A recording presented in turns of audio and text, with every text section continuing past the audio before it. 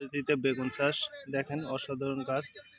পলিমাস পদ্ধতির সুবিধা হলো সার খুবই কম লাগে, রোগ প্রতিরোধ ক্ষমতা বেশি। এখানে আগাছা হয় না, আগাছা না হওয়ার কারণে এখানে কোনো পরিচর্যা খরচ নাই।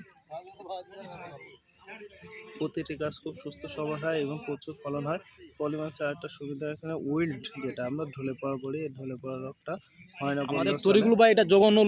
আপনারা দেখেন যে গাছগুলো কি সুস্থ সবল।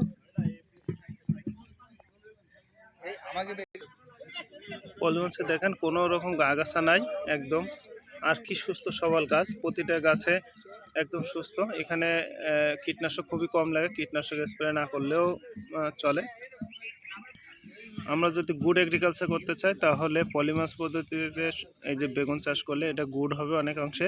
কারণ আপনারা জানেন বেগুনে প্রচুর স্প্রে করতে হয়। পলিমাস করলে প্রথমে যে আপনার ঢলে পড়া রোগ, এই ঢলে পড়া রোগ একদম হয় না বললেই চলে।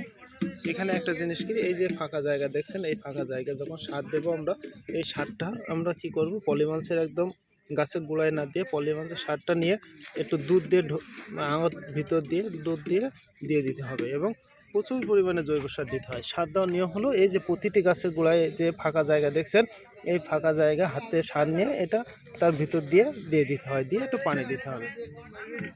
এটা হলো পলিমাসের সার ব্যবস্থাপনার নিয়ম।